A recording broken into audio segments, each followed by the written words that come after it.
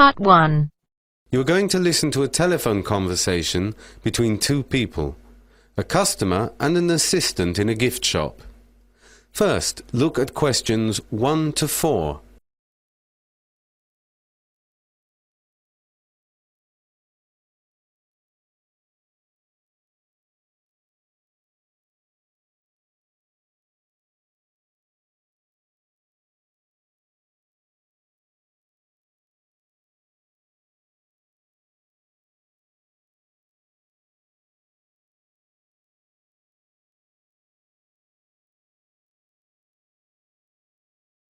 Now listen to the first part of the conversation and answer questions 1 to 4.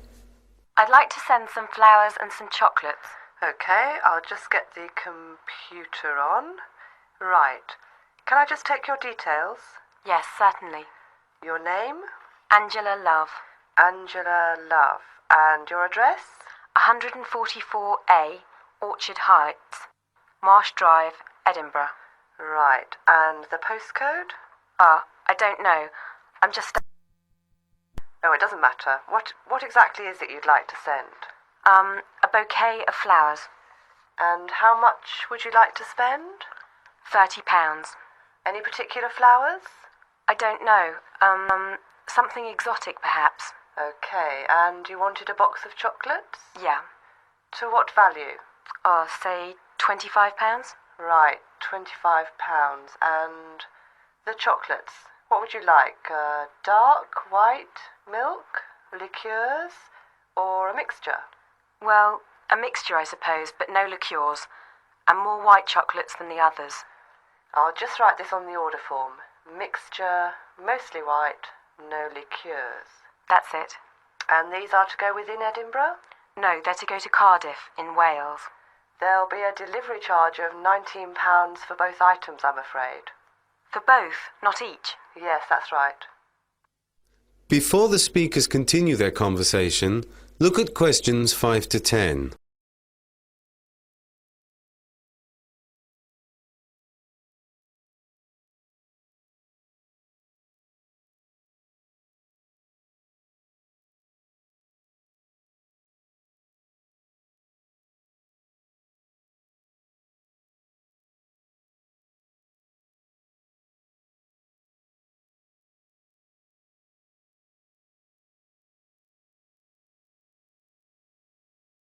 As you listen to the rest of the dialogue, complete the order form by filling in the numbered spaces 5 to 10.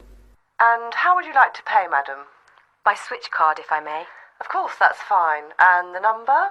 It's 569000.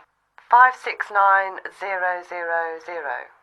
212897 212897 884223 884223 7. 7. Can I just check that? 569000 212897 884223 7. Yes, that's it. So the total amount to be debited is £74. Okay. And to whom would you like them sent? To Mrs. Easter. That's Easter? Yes. And the address? 27 27. Roundtree Road. Is that ROWNTREE? Yes, that's it. Cardiff. Cardiff. CA13 8YU. CA138YU. And did you want any message to go with the flowers and chocolates? Yes, congratulations on passing your test. Just let me know when you're out on the road. Love, Angie. Someone's just passed their driving test then? Yes, my mother. Your mother? Yeah, it's her 6th attempt. Oh, right. That is a cause for celebration. Yes. And when would you like them delivered? The day after tomorrow, between 9 and 11 a.m. That's the 17th in the morning between 9 and 11. I just need to take a daytime contact number. I'll give you my mobile number. It's 0963 371 555. 0963 317... No, 371 555. 371 555. I'll arrange this for you now. Okay, thank you. Thank you. Goodbye. Have a nice day. You too. Goodbye. That is the end of part 1. You now have half a minute to check your answers.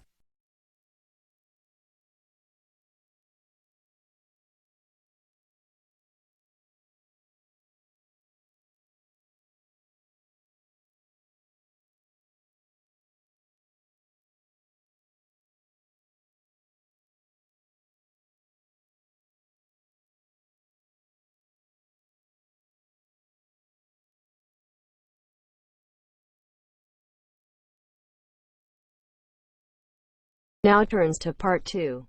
Part 2. You will hear someone giving a welcome speech at the opening of a new arts centre.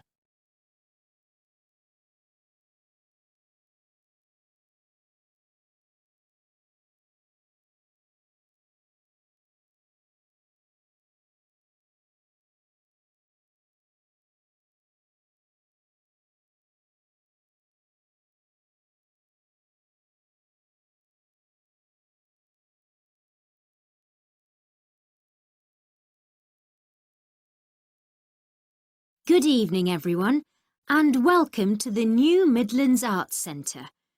We are delighted that so many of you have managed to brave the rain and come out tonight to help us celebrate the opening of this new facility. I'm here to tell you a little bit about the complex itself and show you what is on offer here. But first, a little background. It was well over 15 years ago now that the idea was born to create a centre of drama, music and art that would attract visitors from the local area and beyond. Our aim was to provide a place of entertainment for the whole family, which would also offer education and training opportunities to performers and artists from around the world as well as the local community. With the help of local businesses, we aim to offer annual grants to up-and-coming artists who might otherwise be unable to fulfil their dreams. As you will see when you look around, we already have an exhibition of 2 young local artists. You will find that in Exhibition Room B. I must admit I've never been a big fan of abstract art, but I was blown away by the exhibits on display by these talented youngsters. Exhibition Room A houses our other temporary display. This one includes sculpture made from recycled objects and a collection of film posters from the 1970s and 80s, a must for any film buffs out there. The Rees Gallery houses our permanent exhibits, which include a collection of historical photographs of the local area and work by local artists Gemma Brock and Giles Priestman. There will be guided tours every 15 minutes throughout the evening. For any budding young artists here this evening, we have a drawing workshop starting in 5 minutes with celebrated local cartoonist Andy Minot. Andy will be sharing some techniques for creating caricatures and showing some of his most famous works. You will find Andy at the back of the Rees Gallery, and all under 16s are welcome. There are many other events taking place this evening, but I haven't got time to go through all of them. Your programme will give you details. I've just picked out a few of the highlights. Later in the evening, there will be a performance from the Midlands Youth Band and Dale Park Youth Choir.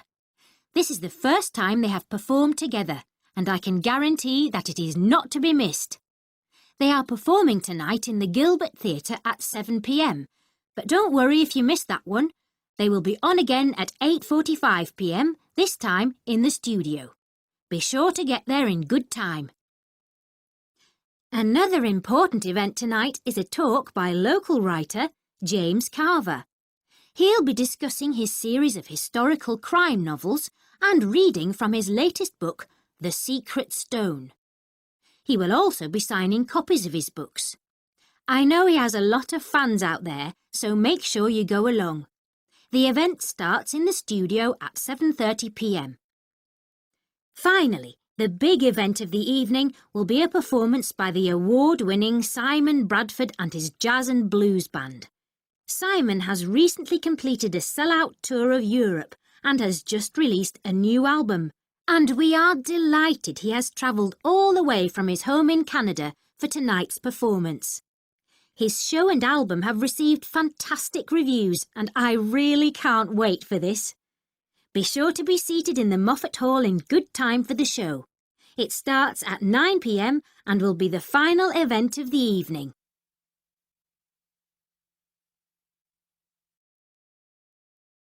Now answer questions 16 to 20.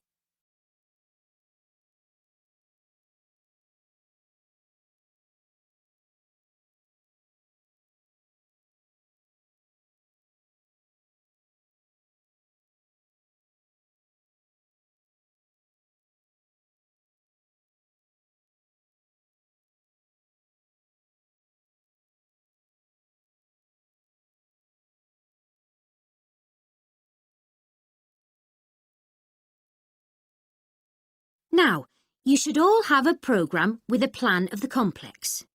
Please do have a good look around while you're here and make the most of the facilities.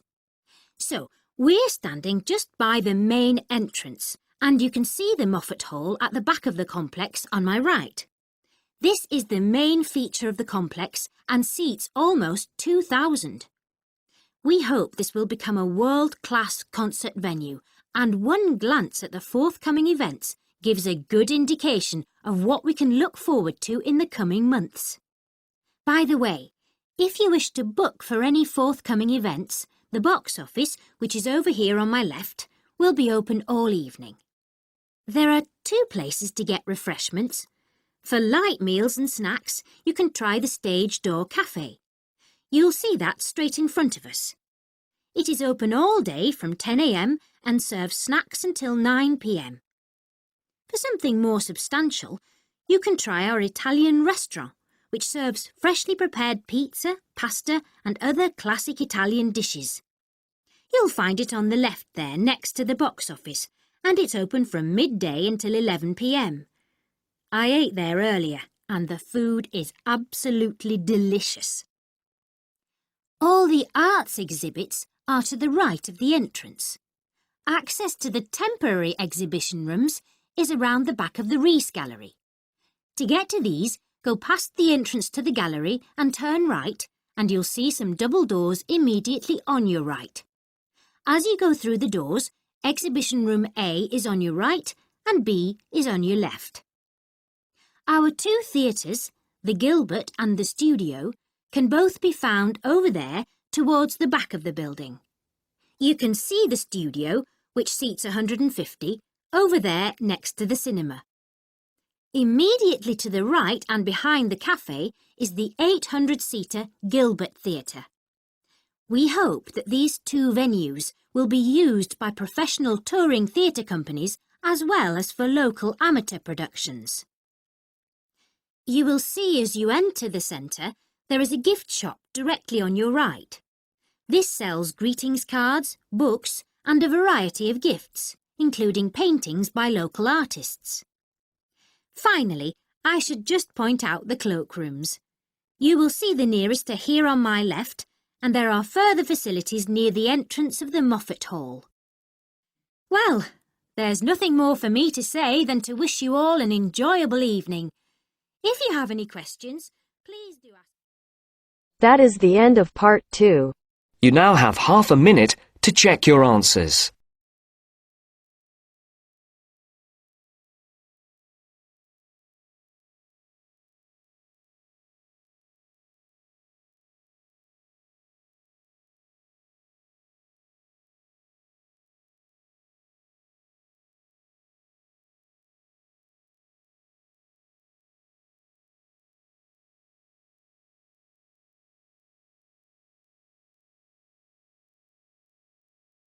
Now turns to part 3. Part 3. You are going to listen to a conversation between a tutor and 2 students who are inquiring about student awards. First, look at questions 21 to 26.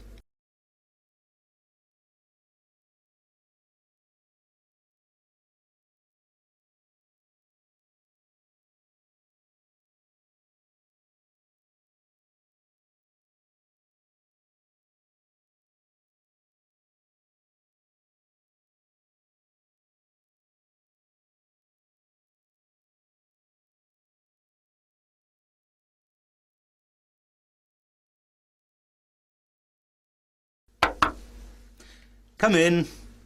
Ah, Sandra and Derek. Come in, come in. Good morning, Dr. Warner. Good morning, Sandra. Good morning, Dr. Warner. Good morning, Derek. We know you're busy, but have you got a moment? Yes, for the moment I'm free. What can I do for you? We just wanted to ask your advice about applying for awards. Oh, right. Which awards are you interested in? Well, I'm interested in the FBT award for a grant to travel abroad. And I'd like to apply for the Bissica Travel Award for a research grant in entomology in Jordan. OK. You do know that you have to satisfy a number of criteria to be eligible for each award. Yes. The book is here somewhere. Right, here it is. For you, Derek, let's see. The FBT award. The conditions for that are you have to be in your 4th year, as you are. OK. You have to be a British or Commonwealth citizen, so you're OK on that one as well. Yes. And you have to come in the top 5 students in your year in your finals. Right. Well, obviously that I won't know until I've taken my exams. No, but you should put in the application now, as the deadline is the end of June. No, sorry, it's May. And that's before the exams even start. So they expect you to tell them afterwards. And are there any other criteria? Let's see. Well, it says here you have to be under 25 years of age at the end of your final year. Are you? I won't be 25 until September the 27th, so that's OK. And do I need any referees? Yes, 2. And I'm happy to do one for you, and... I was also thinking of asking Dr. Jameson. Yes, I'm sure he'll gladly do one for you. Before the conversation continues, look at questions 27 to 30.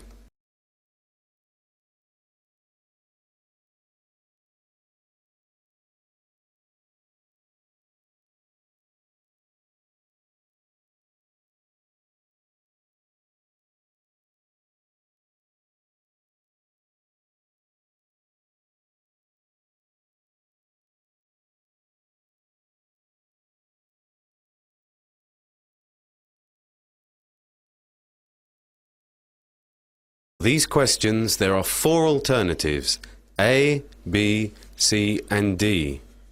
Decide which alternative is the most suitable for what you hear and circle the appropriate letter. And Sandra, Yes. the Bissica Award is a lot stricter, as it's for a much larger sum of money, and you must realise that the competition is very stiff indeed.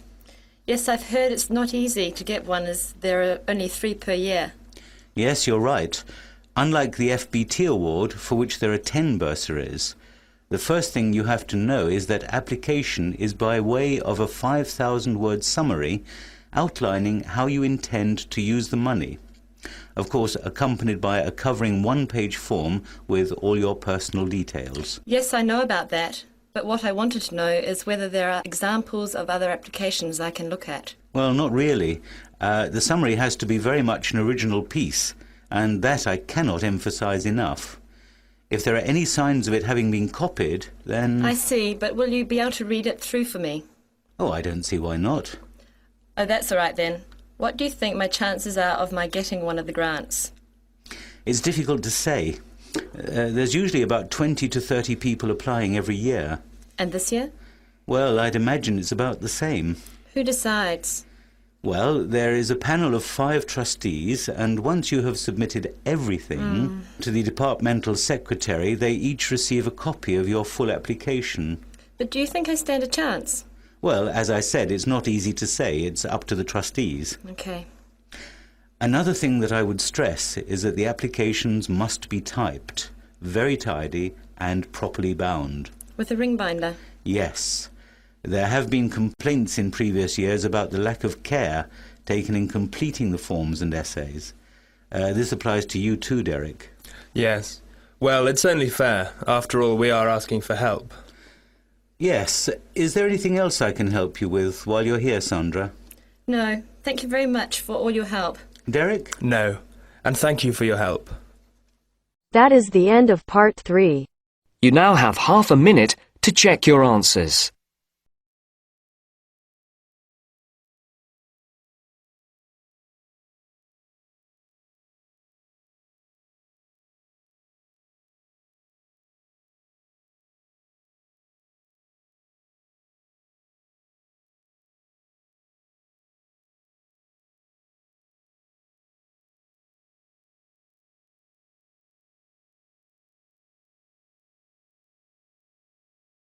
Now turns to Part 4.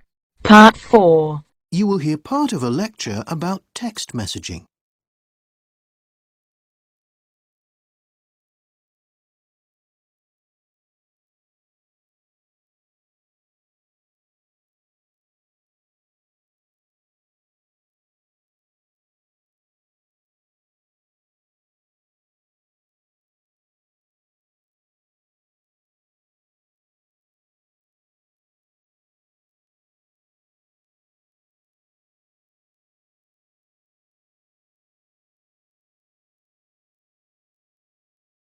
Good morning, everyone.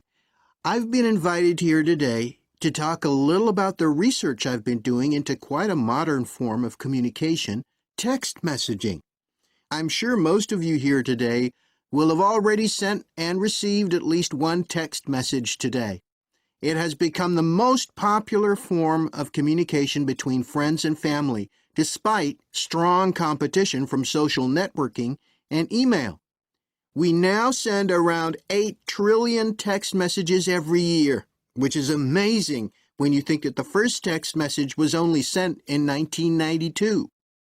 Over half of British people now use a smartphone, and of those, over 92% choose texting as their preferred method of communication. And well over half of British people text every day, compared to only 47% who make a daily phone call. That's about 50 texts a week for the average person, which might sound a lot, but is comparatively few compared to other parts of the world. Unsurprisingly, it is young people who send the most texts. Amongst 18 to 25-year-olds, the average is 133 messages a week, which is more than double any other age group. And whilst 15% of the over 65s say they communicate by text on a daily basis, for the youngest age group, this figure rises to 9 out of 10. And it is this age group who prefer to message friends compared to the older generation whose main text recipients are family members. Apparently, men text more than women do and have a larger number of contacts that they regularly text, but they tend to be more functional in their texting and keep their texts short. Compare this to women who send fewer texts but are more likely to send long ones in which they cultivate friendships and relationships. More than half of women questioned are happy to discuss relationship issues and even express their love through a text message. For many of you, a time without text messaging might seem a dim and distant memory. In fact, it was back in December 1992 that the first ever text message was sent via the Vodafone telephone network from a PC to a telephone. The message was a simple greeting, "Merry Christmas." The original idea was to use texting as a quick and easy way to communicate within a company, a bit like paging. In fact, it wasn't until 1994 that the first commercial text messaging service was introduced by a mobile network. And even then, consumer interest was very low. It was not until 1993 that the first text messaging service was launched in Sweden. A year later, Vodafone introduced texting to the UK. At first, texters were only able to text someone within the same network, and it wasn't until 1999 that there was full compatibility between mobile networks.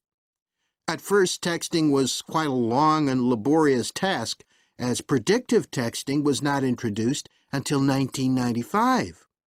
Another characteristic of early texting was that each message had to be short, at 160 characters or fewer. This limitation on length is what spawned the common shorthand used by texters the world over.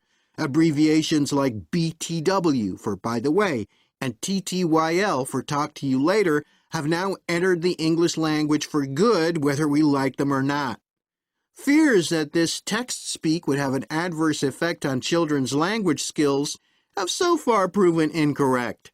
In fact, a recent study has shown that children who are fluent in text messaging have higher than average literacy skills compared to those who don't text. In the early days, it would have been difficult to imagine what a versatile communication tool text messaging would become.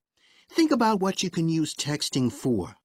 For my research, I asked a sample of people of all ages about the text messages they had sent and received on a given day. Apart from the normal social chit-chat, it was clear that our reliance on text messaging for everyday tasks is growing. In one day, respondents to my survey used texting to track a parcel being delivered, to vote on a TV talent show, to check the status of a plane, to give money to charity, to remind them of a dentist's appointment, to confirm a hotel booking, to enter a TV contest. The list goes on and on. Texting has also been responsible for spreading information and organizing revolutionary activity. And there have been numerous accounts of how text messaging has saved lives, including the doctor in a remote part of Africa who saved a child's life by following instructions sent by text. But let's not forget the downside to text messaging. This type of communication has also brought us cyberbullying and has added to the dangers on the road. There has been a notable increase in recent years of road traffic accidents caused by inattention by both drivers and pedestrians whilst texting. So what about the future? Well, with new ways of communicating appearing all the time, the future of the traditional text message seems uncertain. What is certain, though, is that the text message has made an indelible mark on modern communication. That is the end of part 4. You now have half a minute to check your answers.